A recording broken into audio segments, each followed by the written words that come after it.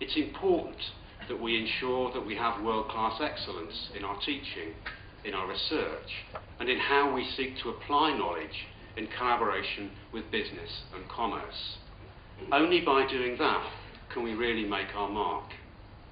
And I'm sure that one of the goals of the Institute over the next few years is to ensure the development of this mission, because we do have a responsibility to serve our cities, our regions and our communities by continuing to grow and to develop, and by producing world-class students, world-class research outputs, and a range of social science outputs that benefit all of our communities.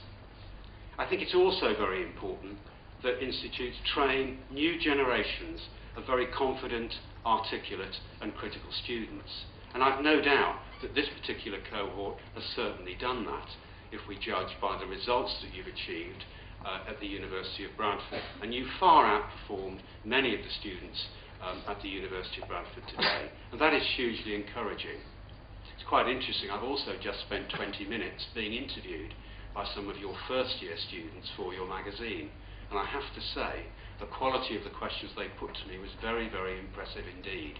So you'd better watch out. I think you've got a cohort coming along that are going to outperform you. Now, one of your closest relationships is, of course, with the School of Management and with its Dean, Professor Arthur Francis. And I have to say that the School of Management is one of the real jewels in the crown of the University of Bradford. And it's a school of which we are enormously proud. I just don't tell the Dean that very often. I need to keep him hungry. But it is truly an international school with alliances with other leading business schools right across Europe and around the world. And I've no doubt that the qualifications that you have the real stamp of a world-class business school.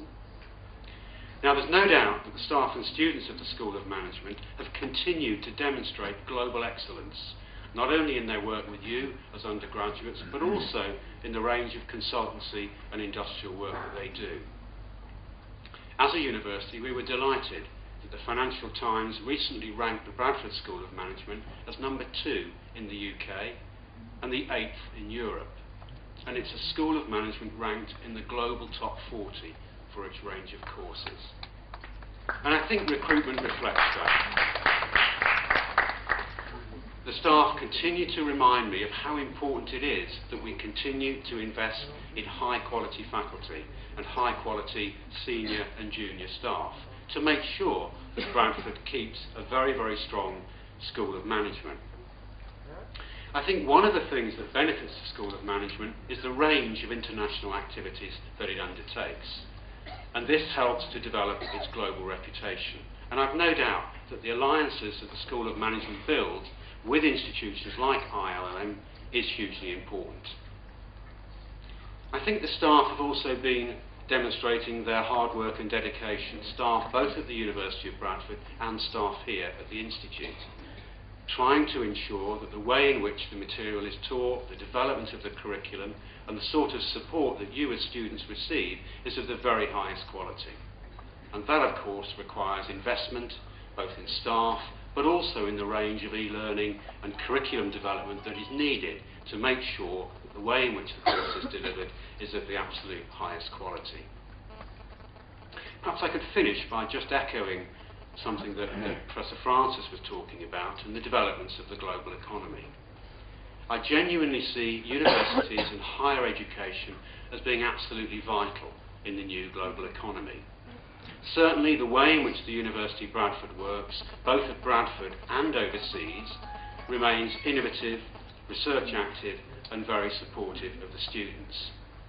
And I think it's important to recognise that students are not there and are not trained to fulfil predefined roles. It's quite clear that universities do have a responsibility to equip graduating students with the sorts of skills that they need to secure employment and to develop over their careers. But equally, I think it's important to recognise that universities do other things. Universities, for example, are focused on translational knowledge. Very often, many of the big advances that we make in our understanding are at the boundaries of our disciplines.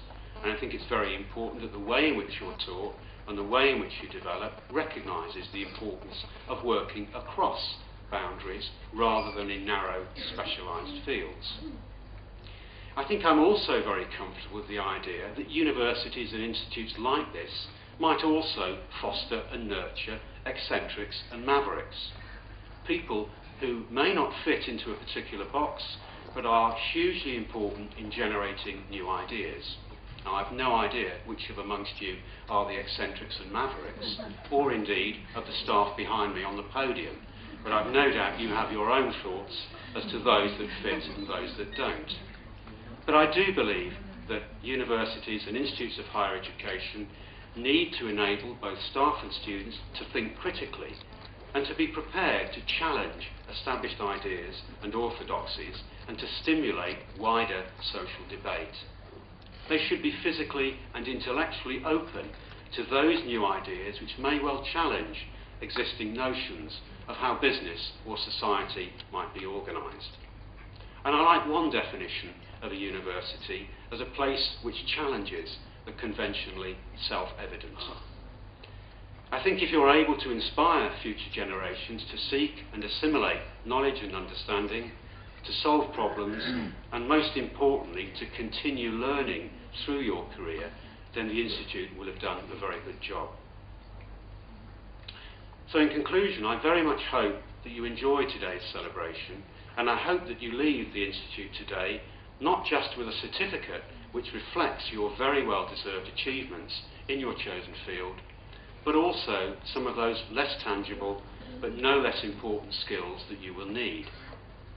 And if your time here has taught you to work both independently and with your peers, how to manage conflicting deadlines, how to think outside the box, how to cope with the unexpected, and I think most importantly, how to learn and continue learning, then the Institute will have done its job.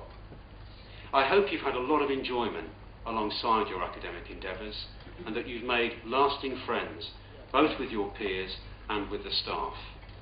And I'd also thank each and every one of you for what you've given both to the Institute and to the University of Bradford, and I hope that you will continue to keep in touch with us over the next few years, and that at some later date we may feel able to lend either moral or material support to the Institute in developing its work and its ambitions.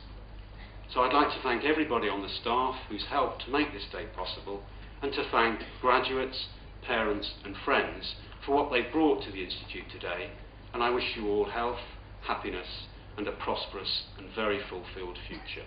Thank you very much.